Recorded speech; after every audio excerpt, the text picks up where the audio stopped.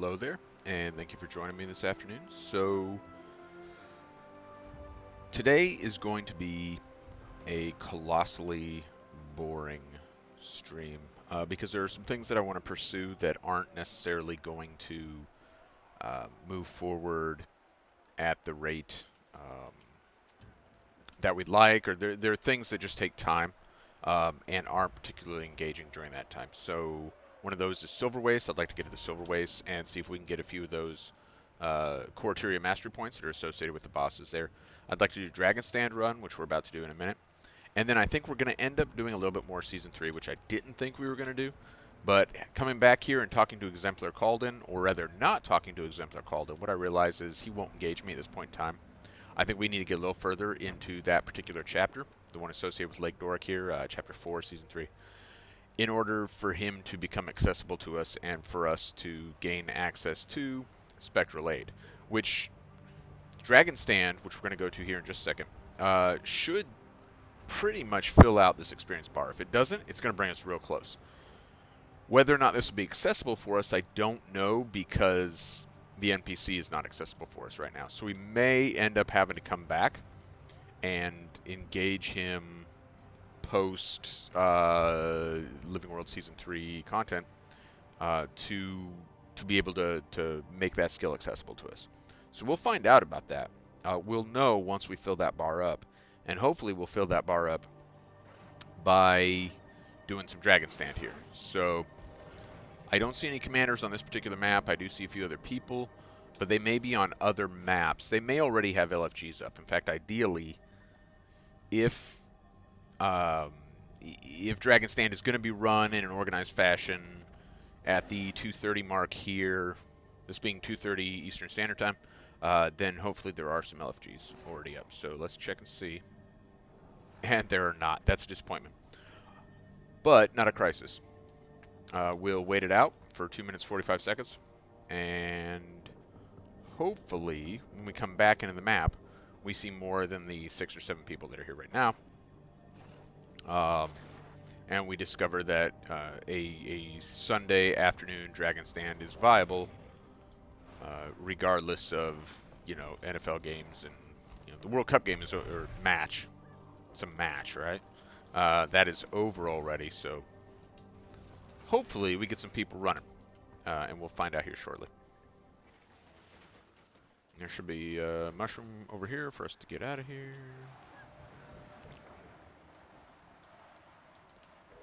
And there's a mastery point, which is great for us. That's the benefit of doing these corollary events on your first few runs. And it's why the first 3 times... Let's see, where are we at? Yeah, okay, we need to come up a little bit. The first 3 times I do Dragon Stand, I need to do 3 different lanes. So this is what makes the train a challenge, right? Is increasingly we're going to have more and more enemies around us as we target these preservers. Ooh, and I need to watch out for... There it is. Oh, man.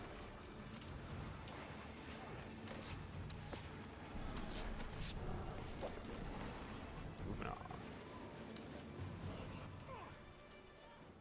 And Commander died. All right. I'm starting to have like mild concerns. We're certainly not in like some kind of crisis yet, but oof, I'm in a crisis now.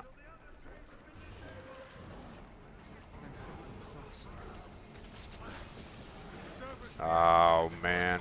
All right, we got it. I went down though. So did he. All right. Hey, but look at that. Look what we learned. We had now we're in trouble because we know our boss group went down, and now our train has gone down. We are 100%. We're almost certainly going to have to recock as a lane, or like restart.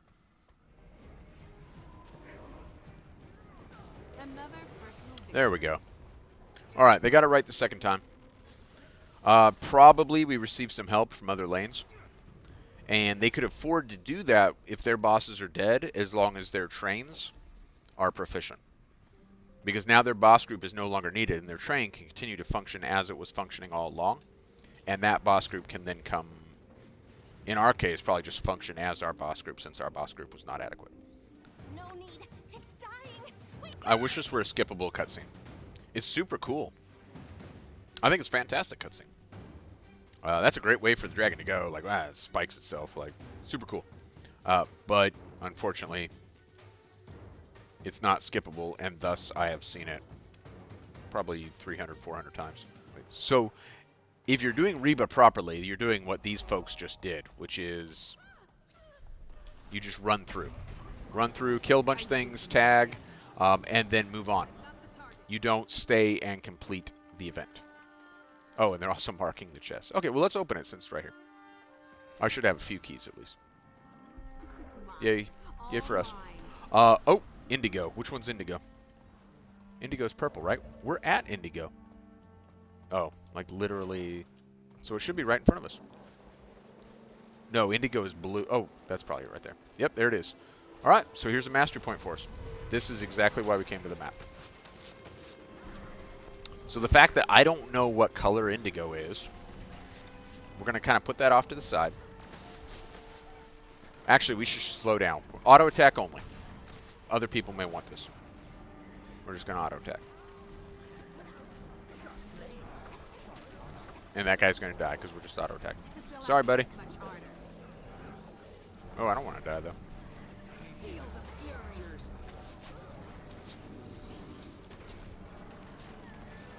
And other people were working real hard, though. All right, mastery point for us. Yay. Oh, and look at that, a champion. We'll get some loot from that guy also. Oh, man, a lot of people down now. What's going on here, guys? I mean, like, I'm not saying you guys are terrible at the game, but, like, I'm not good at the game. And you're the ones laying on your backsides. Oh, we didn't get anything from that champion. What a bummer. At some point, this guy is going to do that. Yes, that's what I was waiting on. He's going to come down here to do his little thing. Oh, I think he's going to die first. Yeah. Yay. Happy times. So that's why it's desirable, right? To get good things. Is it predatory? Do I think loot boxes are predatory? Not when dealing with adults. I got no problem with the loot box system that adults are spending money on and so forth. I do have concerns about it with kids. Like I wouldn't buy my daughter a lottery ticket. You know, do I really want to buy her loot boxes? Although, the same thing can be said for a pack of baseball cards, right? And I had plenty of packs of baseball cards when I was a kid. Or, well, actually, basketball cards were my thing. But you get the idea. So maybe I pushed the wrong button. It's because I was trying to use the buttons on the MMO mouse, and I messed it up.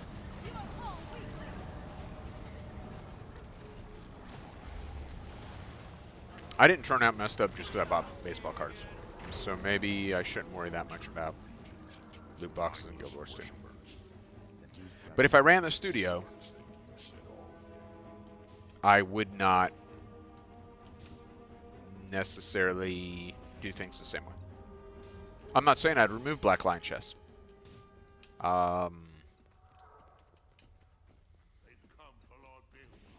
But I would certainly give consideration to how they were implemented and ask myself, you know, is this the right way to go around? I might end up keeping them. I don't know. I would certainly not do mount skins the same way. I can tell you that for sure.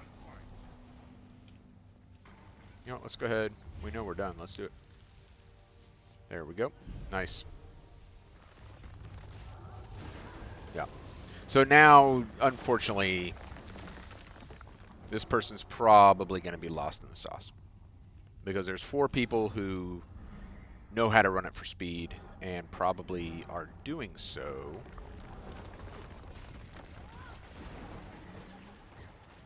And then 1 person who wants the experience or whatever, but doesn't know, I'm assuming doesn't know exactly what they're doing. Yeah. Whoa. What threw me back like that? I don't remember that happening. Ever. Weird. Well, whatever, man. Whatever, man. Grab this since we're right here. After all, we need the loot. Is that a champion? No, it is not.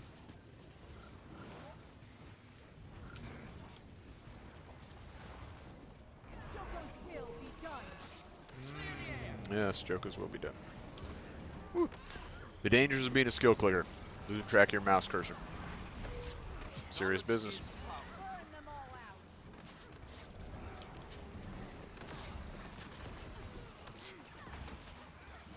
Another personal victory. Okay. Where are we going now? Is green tag the tag? So I hate when you have like 2 or 3 or 4 tags or whatever for an event like this. Not that we need a leader. Like, what to do here is obvious, but you can do these in any sequence. And we are going to get the most benefit as a group of people if we do them in the same sequence. But look at green tag and purple tag going opposite directions, trying to figure it out, like, oh, what do we want to do here? Now we've decided to go upstairs. Which, as I recall, in the normal sequence that people usually follow, is the next stop. But besides that, like, people don't know. In fact, neither tag is up here right now. Oh my gosh. Why do we have them on the map then? Useless. Absolutely useless. I generally don't like to be in Shroud when I'm resing someone, but it is helpful if I end up taking massive damage all of a sudden. Oh, man. I honestly don't think we are going to get this. I've been vacillating on whether or not we would, and now I definitely feel like I'm not optimistic about it. Without, like, serious fast damage. We need to do over 1% every second, and I don't think we can. We'll stay in Shroud until we either get it or we don't. Actually, ooh, we are right... It's exceptionally close. We got it with 1 second left. Well, oh, we did get a master point. Super fantastic. Who's making the agony sound? Was I making it? Am I going to die? So we have enough people here. It'll be interesting to see. Because with a small group, you just kill them all. Like, that is the thing. With a big group, they tend to try to proc and then kill as many of these champs as possible. And I don't know how this is going to go with this particular group. We have the people to do the champs. But I don't know that we're organized enough or good enough. And it doesn't look like that's what people are doing. It looks like people are mostly just... you know, I might have already got it. I don't remember doing this event before on this account, but it is possible. And I might have got it without even realizing it. I might have got it inadvertently. This is a super new account, though. 41. I didn't know it was possible yet to break 40. I saw someone with 40 the other day, and I was really surprised because I didn't realize that we had reached that math yet to where someone could actually do that. But it's been a long time since I looked into that question of what is mathematically like the total amount available. I remember that was a huge conversation years back when like people were genuinely asking like, you know, when will someone reach, you know, 30? Because I don't know. I haven't checked in a long time. Is it that high? I guess End of Dragons must have really... End of Dragons in Season 1. Because I hadn't checked since before either of those things launched. And possibly since before Iceberg Saga. It might have been... You know, I hadn't paid a lot of attention to AP since before I went to... on my last deployment, so... And I want to say then it was like 38,000 or something was the cap. But certainly End of Dragons must have introduced a lot of AP. And some of that was probably pretty low-hanging fruit. And some of it probably was not. I don't know. I have no interest. Um, it's not to say it's bad content. I wouldn't say that the raids are bad content. I would say the raids are a bad investment of time on the part of the studio. Because if you look at Guild Wars 2 efficiency on the number of folks who have kill proofs, as in relation to the percentage of Guild Wars 2 players across the whole, it's such a small percentage that I'm not sure that the studio should invest their time in continuing to develop raids. Um, which I think is why strike missions have by and large replaced them. Um, and I think they're seeing a lot more participation there. I do think they will develop more raid wings in the future. I just don't think it should be a priority for them. And I personally don't. So I tried raiding. Well, I have successfully completed a couple wings, but I tried to get into it when they first rolled it out with Heart of Thorns. Death Stare, Iagranth, 1174. And one of the things that I very much do not enjoy is when when it becomes personal for people. And so if I'm playing group content and folks really start to have like some personal issues with the way the content's going, that does not feel good for me. That conflict doesn't feel good. I'm not conflict averse. I am conflict averse when it comes to my leisure time, versus because I have to deal with conflict at work. My job is conflict, so I don't want to deal with it in my leisure time. So when I was experiencing that early on, with the launch of Heart of Thorns and the very first raid wing, that really turned me off to it. And with T1, T2 fractals, with dungeons, even with strike missions, it tends to not be an issue. I can dive in with a mediocre Power Reaper and get enough done to where we manage to avoid conflict. I've heard there are a couple of training groups that I've heard really good things about on the subreddit. I'm not on the subreddit a lot, but I have noticed it mentioned there. Ditto for the forums. Autumn, Gnarl, 459. And I think that's awesome that it's out there. I don't think it would be enough to change where I'm at right now. I'm also remarkably, when it comes to keyboard and mouse, exceptionally limited on my dexterity when it comes to like buttonology, and that is a challenge for rotations as well. So I'm never going to do better than 70% probably DPS compared to like Snow Crows or something like that. And 70% would be pretty optimistic, I think. Phantasm, Lissa, 5126. Having said that, I rarely try to even approach that because, Ascalon Catacombs doesn't ask that of me.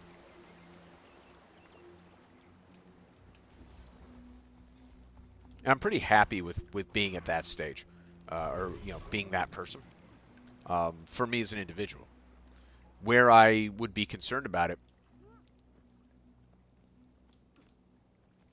No, I have one too. I do the same thing. I just can't use beyond 1 through 5. I just don't have the dexterity to utilize all 12 buttons. Impressive. But I have the Logitech. What is it? I forget which model it is, but the Logitech 12-button MMO mouse, and I love it. It's super awesome. I just don't have the dexterity to use all 12. I sent you to retrieve a book called Nightfall. The book will reveal the entrance to the Sunspear base. Anyway, to kind of wrap up the conversation, because this is about it for me for this evening. I'm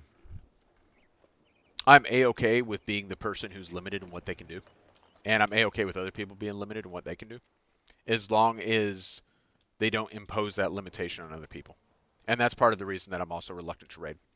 Knowing that I'm never going to be, or never is a strong term, but knowing that I really have no aspirations to do, at least 85 to 90% of max DPS. Do I want to limit an entire group by being, the anchor, the albatross around their neck, so to speak? I don't really. I don't want to burden a group with my limitations. So that's generally why I avoid T4 fractals. Which when I had a static, I was doing T4 fractals, but these days I don't pug them. And right, yeah, exactly. Because I know my limitations, I avoid that content. No one else is going to pull me into that content. I can still enjoy Tier 1, Tier 2.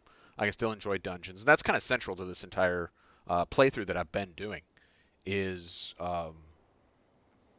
can you play the bottom...